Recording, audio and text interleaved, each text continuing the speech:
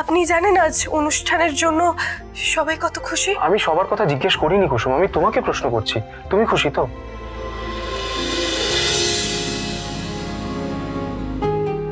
কুসুম, আরে তুই এখানে কি করছিস বলতো? আয়ুষ বাবা তোকে খুঁজছে। পিসি আমার এখানে অনেক কাজ আছে, তুমি ছোট সাহেবকে বলো আমি ওনার সাথে পরে দেখা করে নেব। বাবা এসব কাজ তো পরেও হবে। আয়ুষ বাবা আমাকে বললো তোকে ডেকে পাঠাতে। যা। পিসি আমি আরে বাবা কি পিসি, যা না, যা যা যা যা, যা।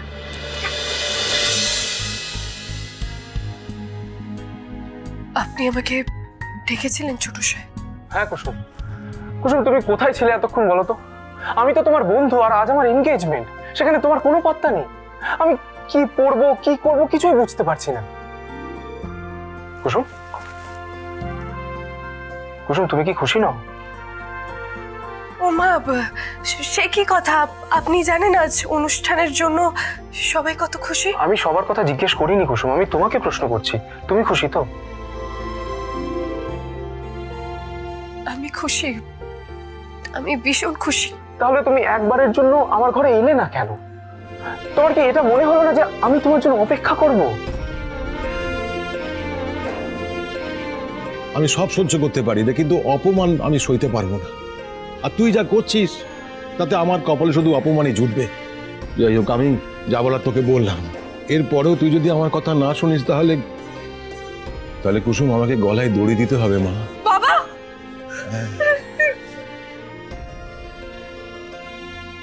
যতদিন না আয়ুষ বাবার সঙ্গে মেগা ম্যাডামের আংটি বদল না হচ্ছে তুই আয়ুষ বাবার ধারে কাছেও যাবি না।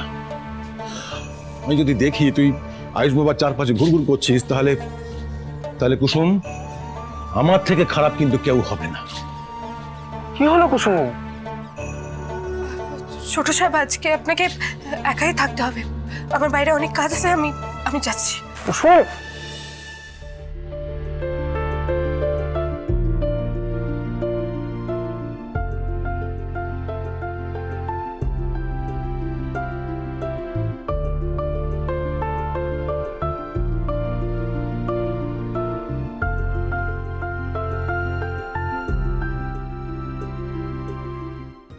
কুসুম আমার আসলে তোমাকে একটা প্রশ্ন করার ছিল।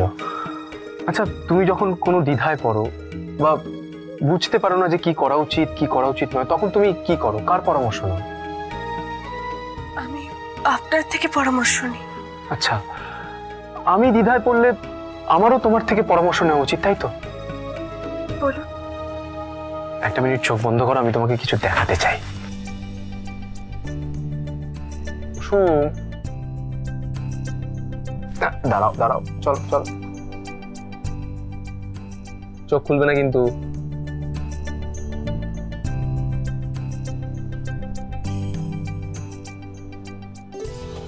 এবার চোখটা খোল।